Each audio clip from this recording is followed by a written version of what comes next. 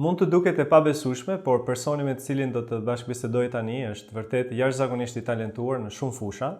Fare mirë mund të nisni me të një bisedë rreth poezisë, për shembull, sepse ai është një poet. Me të edhe mund të bashkëbisedonim rreth muzikës, sepse ai është një instrumentist dhe këngëtar i Zotit. Në fakt, ai luan me bandën e tij në sallonet muzikore më me emër në Florida të Shtetet Bashkuara të Amerikës. Por ajo për cilën unë e kam ftuar është fusha e edukimit, sepse Dr. Sekretet është presidenti i Kolegjit të Valencias në Orlando, Florida, i cili çdo vit ju shërben rreth 70.000 studentëve, nga të cilët 95% ja dalin të gjejnë punë. Sekretet ka një doktoraturë në mësimdhënie nga Universiteti i Karolinës së Veriut. Dr. Sekretet, thank you for accepting my invitation to have this conversation together. It's my pleasure. How did you decide between poetry, music, and education that education should be your life career? Well, I'm not sure I decided. I think it picked me as much as I picked it. So to me, poetry, music, the creative life is just a part of being alive. I grew up in a musical household and a reading household, and it was always a part of our lives. And I didn't go to college to find a career. I went to college because I had questions that I wanted to answer, and the careers kind of came to hand. And I think of my work in education as important and engaging, and also a laboratory just for learning how to live with other human beings. I learned also that your three siblings went to Juilliard to do school. They all studied music in New York, one way or another. My older brother is still a cellist, and my youngest sister is still a violist. My other sister was a violinist who became an entrepreneur in the entertainment world, and has recently sold her company and retired. So yeah, we all had connections in the arts and music, and I still do. I still write and compose and perform. And what I do artistically feeds what I do professionally, and vice versa. They're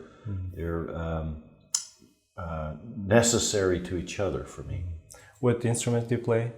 So I play a number of things. My best instrument today is guitar. Okay. In 2011, the college that you administrate has earned Aspen Prize, which I think is the highest prize that a community college can earn in the United States. Yes. In 2015, the magazine Washington Monthly, based in Washington, D.C., I think, which is known for ranking community college and universities in the United States, has ranked you among 10 most innovative community college and university presidents in the nation. How do you explain all this success? What kind of teaching practices and events has played a role in your formation? Yeah. So I never set out to be innovative or to be recognized for anything. I think my interest, and this comes partly from the arts, is just to do good work. And good work is focused on the outcome and impact you want to have, not so much on how you're recognized or how you get there. But it is helpful to have a creative life that informs your professional life. I think that most people go to work and leave the best parts of themselves at home.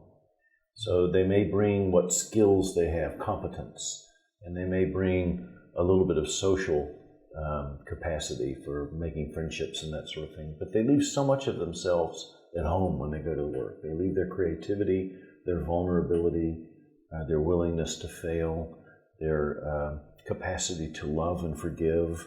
All these things that make us human are somehow unwelcome in the place of work, or we think they are. So part of my job has been to make sure that I bring all of myself to my work, whatever the work is, and make it safe for other people to bring all of who they are to work. To me, work is a gift, not a curse, and it was meant to help us discover who we are, what our purpose in the universe is, how we serve others. Work ought to be nourishing, not depleting. It ought to be enlarging instead of diminishing. And a good bit of my professional life has been trying to explore how to create that environment for other people. Great. So I've learned that when you were in college, you went through a faith experience. Could you tell us more about that? Well, there's nothing spectacular about my conversion to Christian faith. I grew up in a wholesome household, and a household where mostly people kind of went to church. But I never had an encounter with real, authentic Christianity until I was in my teens or 20s, really. And because I had both an artistic and a scientific outlook, I'm trained as a scientist, I sort of assumed that Christianity was like other religions, and it was all mythology that primitive people believed. And it was like whistling in the dark. It made them feel safe, but it wasn't real. And I discovered in college two things. One is that I wasn't complete, that I had needs and failures that I couldn't fix, that the human condition is to be flawed, and I knew I was flawed and discovered in a number of ways as I was becoming independent in life. And second, that the Christianity I thought was out there was a caricature, a bad sketch of what Christianity really is, and that it was possible for me to take the claims of the Christian faith and the life and historical life of Jesus, including his resurrection, seriously, intellectually. So I like to tease people and say, I've discovered that Jesus came to take away my sins, not my mind. And in the university, I was fortunate enough to encounter people who loved me unconditionally, but also had rigorous lives of the mind and were faithful Christians. And that's the first time I'd ever seen that. And that to me was very compelling. And so I didn't jump in right away. I explored. I had lots of questions. In fact, I went to university with questions. And these were among the best. What makes truth true? How do you know a truth claim is legitimate? How do you deal with the human condition? You look all around you and realize there's something has gone badly wrong. And what's good about the universe, and how do we cultivate that? Make the world a place where all of creation, humans and all the rest of creation, can flourish together rather than depleting one another and using each other up. It occurred to me early in my life that that Christian words sometimes are misunderstood, and one of them is sin. I'd heard preachers rail against people's sinfulness most of my life, and it never really clicked. When I discovered that what I thought sin was a small subcategory, misbehavior, immoral activity, whatever. The real essence of sin, I discovered, was my problem. And my problem was that I thought I was in charge of my own life, beginning to end, that my freedom was the highest value, and that I had all the wisdom I would need to lead a good life. And that I also discovered that sin is a kind of perverted love. It's easy to misunderstand it. It's a kind of love that consumes the object of its desire, uses it up. So you can see this in lots of personal relationships where people declare that they love each other, but they're actually using each other. And when they're no longer useful to each other, they move on, dump the other person or whatever. So all that came together for me when I was about 19 or 20. And I encountered these people who were a little peculiar and loved each other in spite of that peculiarity, sometimes because of it. And I thought maybe they could love me too. And I respected the way they lived their lives and the way they thought about life in the world. As a scientist, I respected it. And I thought, I need to learn more about that. So I dove in, and eventually led to me declaring myself to be a follower of Jesus Christ and believing in the historical resurrection after much examination, and beginning to put together a way of living and a worldview that was aligned to what the scriptures, the Bible has to say. Discovered that the world was made a certain way, and that to live differently was to live against the grain, and that explained a lot of why the world's not doing very well. Now, you mentioned that you make sure you bring all of yourself at work. Also, you don't leave those at home. Now, how do you bring faith at work? Well, the most important way for us to bring our whole selves and our faith to work is to live it before you speak it.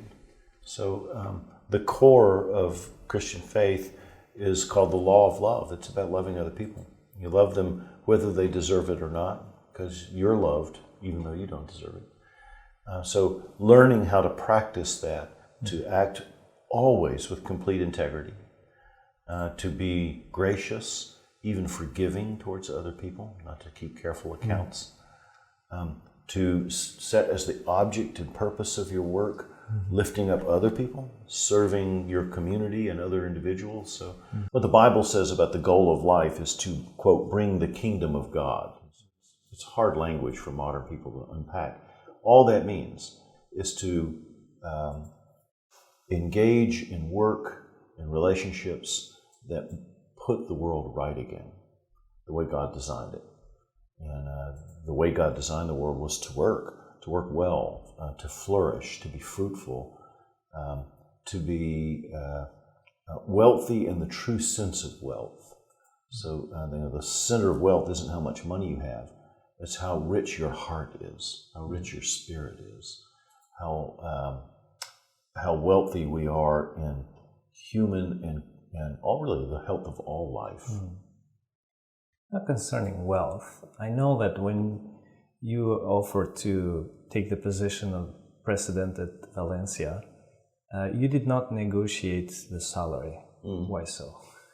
Well, I get asked that a lot, and honestly, I've turned down raises for years as well. So for, 15, 18 years, the board of trustees that governs our college has offered substantial raises to me, and I always turn them down for several reasons. One is I'm well cared for. So to be wealthy is to need less, not to have more. And when you burden yourself with too much, you spend all your time taking care of your stuff rather than taking care of your mission in life. So I want to be careful about that. And the Christian scriptures teach us to live as simply as you can.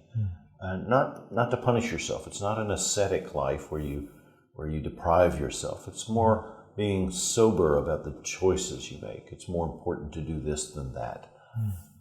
So one reason I've been careful about that is to say I have enough, and more than enough is too much. The second is we live in a materialistic world where people value one another on the basis of what they can produce and earn, and that's just wrong. And in America, it's especially exaggerated. So we have CEOs of companies in America that make 600 times more than the entry-level employees, just obscene salaries. Not only is that bad for the people that they're serving, but it creates a divide, a gulf between people. And I think to be a really influential leader, you have to have the trust and the commitment of the people you lead. And one of the things they'll judge you on is whether you have their best interests at heart. So if they see me accumulating everything for myself and leaving them in need, why should they trust me? And why should they behave in ways that are selfless and committed to our mission? So I think building any kind of healthy community is to be sure that everyone has enough. Everybody doesn't have to have the same, but everyone has enough. And that they're held accountable for, earning that. I want to take advantage to ask you some questions on leadership.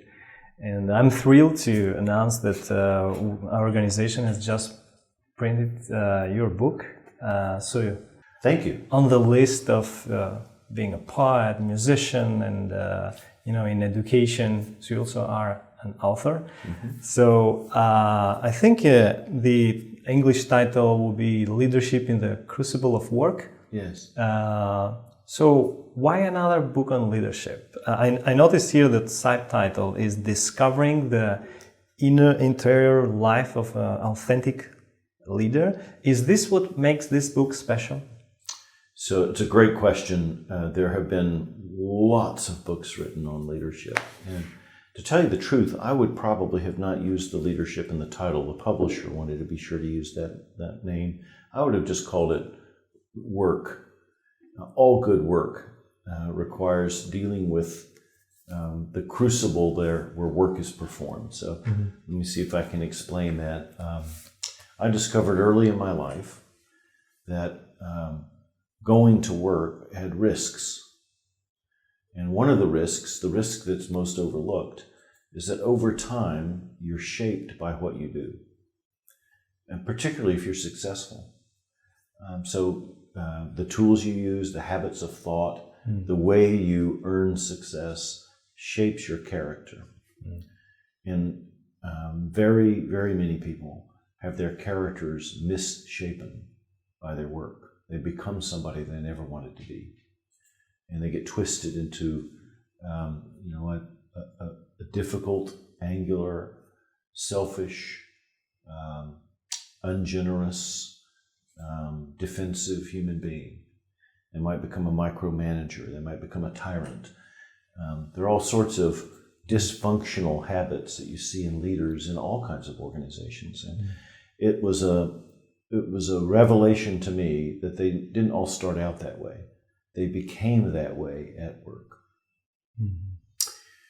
So one reason for writing the book was to document my own journey, where I had to discover that in order for work to be good, which is to say work that nourished people instead of depleting them, work that enlarged them instead of diminishing them, work that took you on a journey instead of put you in a rat race. For that to happen, we had to begin to pay attention to our interior lives again and who we were becoming while we do what we do in the world. And I've done that for more than 30 years, almost 40 years now, largely by journaling and prayer and paying attention to who I'm becoming and the environment I create for other people. The other reason I wrote the book is that almost all leadership books are about technique. You know, the 7 habits, the 5 good ideas, the 100 immutable laws. You know, there are all sorts of books out there that are how-to books. And my experience was the problem isn't a how-to problem. It's not a problem of technique. It's a problem of character. What we really need most in leaders are leaders of deep character. A person with character and limited technique can still do good. A person with lots of technique and limited character can only do harm. More harm. The more technique they have, the more harm they can do. We've had enough of ego-centered leaders who have a lot of technique. What we need are character builders, people who are selfless servants who find themselves in leadership. Hitler didn't lack technique, for example. You can justify almost any harm to other human beings if you can convince yourself you're creating some kind of legacy for the future, and B, you have a lot of resources at your command to do things. So again, ego-centered leaders are just dangerous. And we've had enough of them. Really, the followers need to demand that we have leaders of deep character.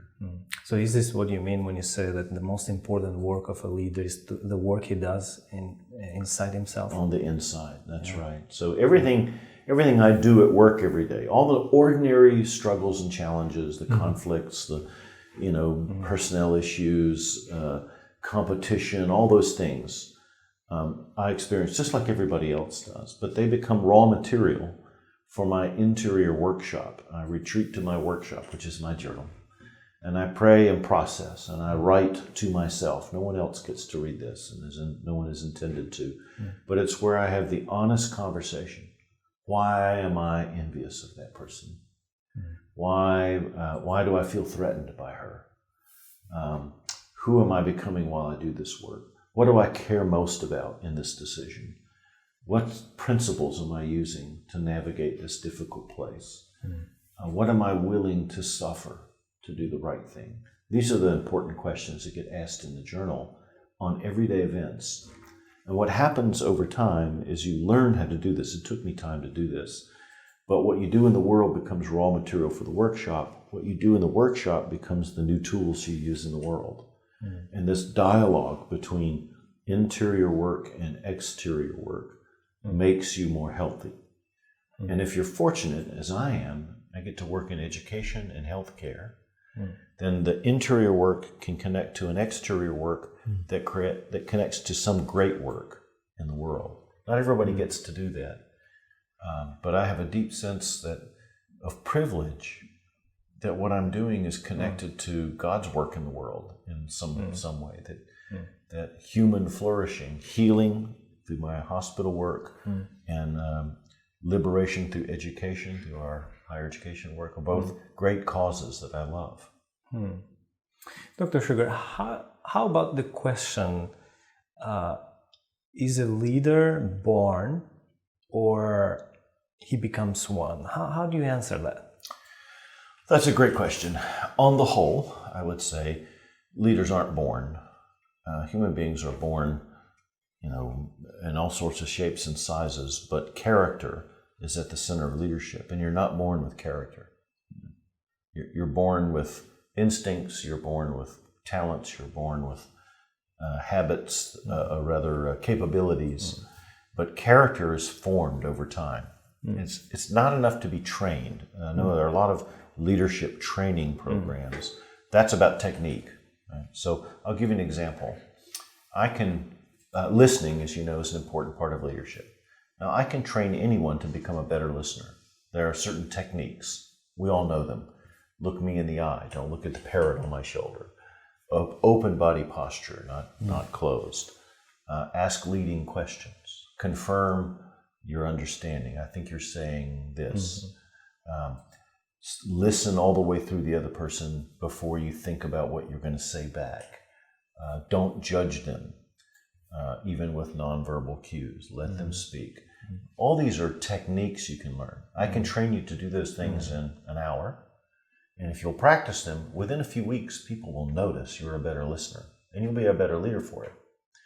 Here's what I can't teach you in an hour.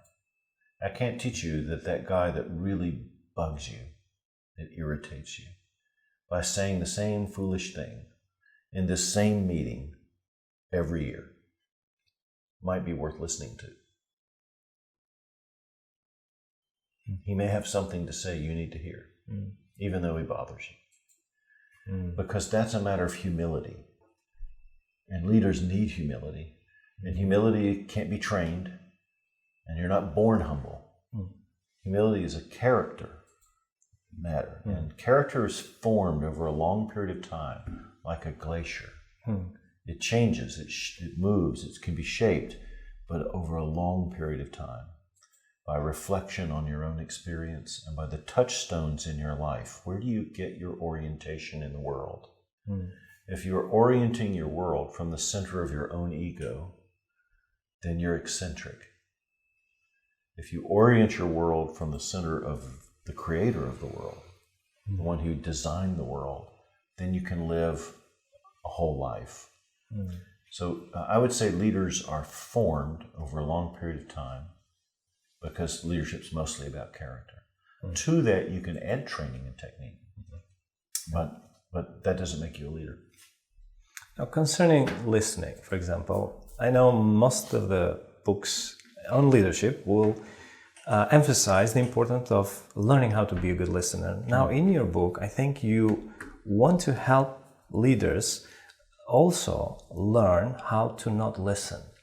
It seems counterintuitive. Can you explain this more? That's a good question too. So for the most part, nearly every truth you can name has a little paradox associated with it. So, there's a time to take charge, and there's a time to let go. There's a time to forgive, and there's a time to hold accountable. And there's a time to listen, and there's a time not to listen. So listening is immensely empowering to the people you work with. You're affirming their humanity. You're hearing their story. It's a way of loving other people. Listening is an act of love. But there's also a time when people are fearful, selfish, doubting, and those voices come to you as a leader. Every great risk I've taken in service of our mission and our future has had doubters around who will say, don't do that. With the purpose to discourage? What was it? Yes, discouraging voices. And, most of those voices come from within. I call them the sock puppets. So, your own doubts arise. Who are you to do this? Who are you to declare this new strategy? Why should anyone trust you? We're all full of self-doubt.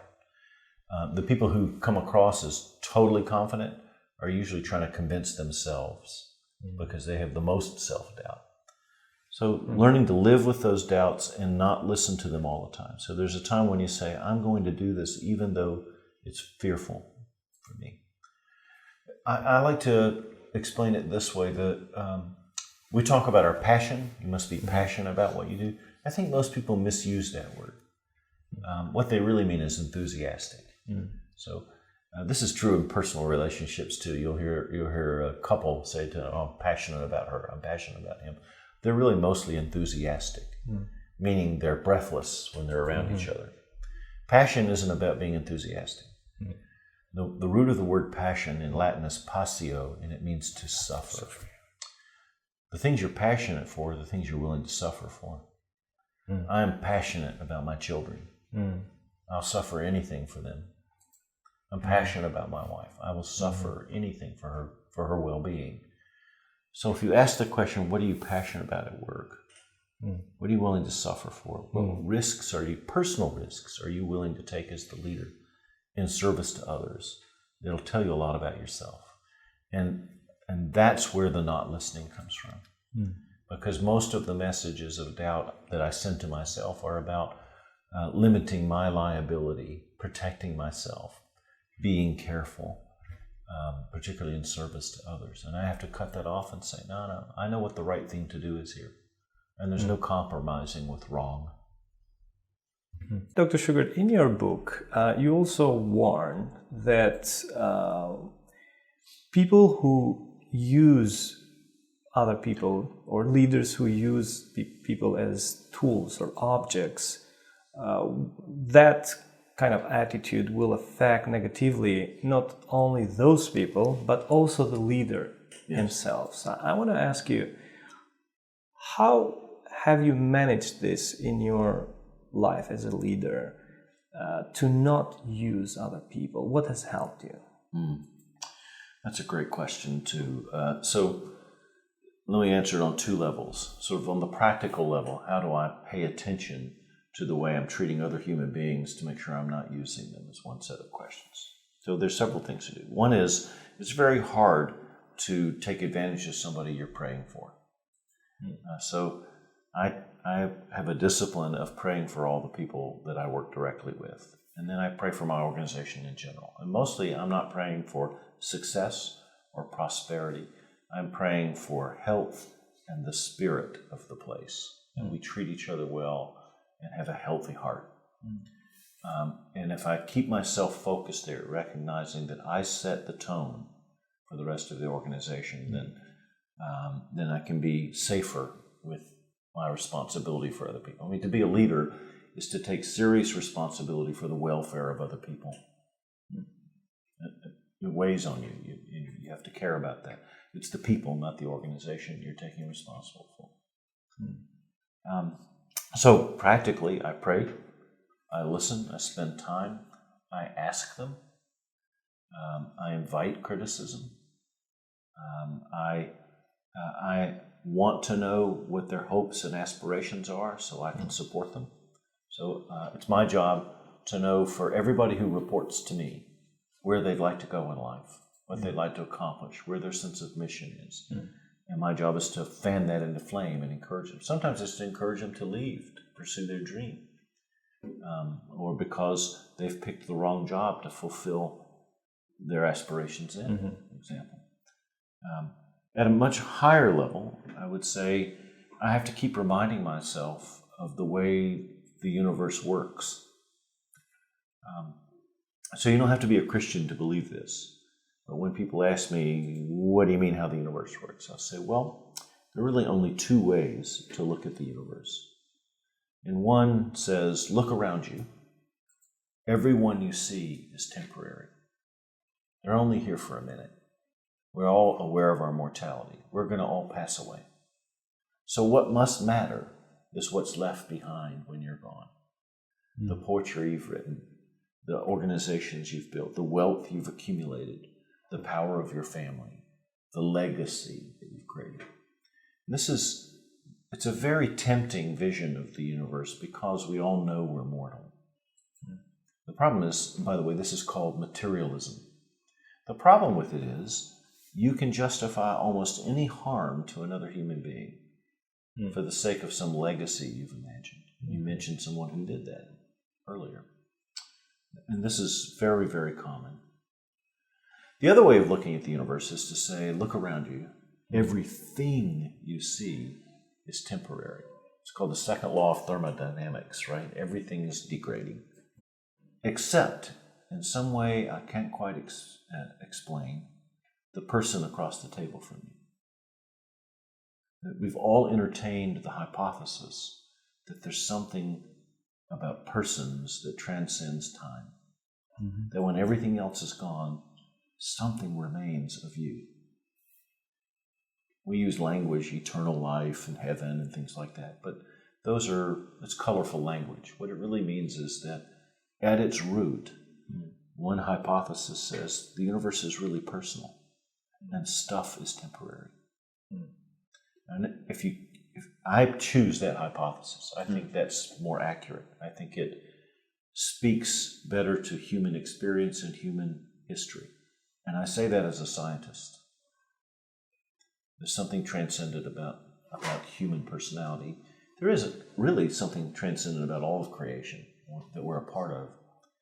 And I would say, for me, behind all that is person with a capital P. That the universe at some level is personal. There's a personal mind and heart and spirit behind everything that holds everything up.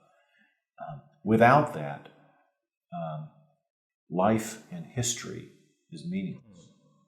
It's just sound and fury signifying nothing. With that, there's the potential for meaning, for direction in our story, for purpose in life. I really appreciate what you said. In light of that, what would be like a final message for our viewers? It's very easy to get dragged into the day-to-day realities that we experience and become really pragmatic and not even ask the big questions anymore. When you're worried about whether you can feed your family, it's hard to ask what the meaning of life is. I mean, I get that. But the whole trajectory of human history has been about putting ourselves in a position where we can ask the big questions and let the big questions inform the little questions instead of the other way around. So the first thing I would say is get back in touch with the big questions, the questions of meaning and purpose and direction. Everything else flows from there. If you don't ask those questions, you're actually a prisoner. No, the only way to freedom is to ask the big questions. And the second thing I would say is I found the answers to those questions in a real event in human history and a real person who actually lived. His name was Jesus Christ. And the evidence of history is hard to argue against. He really lived. He really died. He really was resurrected. It's hard to explain it any other way. And he really does continue to change the world in a way that no one else ever has. Wow. Thank you so much for taking time to have this conversation together. I really appreciate all what you said. And hopefully in your next visit in Albania, we will find time to talk about other areas where you excel, poetry and music. Thank you so much. Thank you. It's been a pleasure to be with you.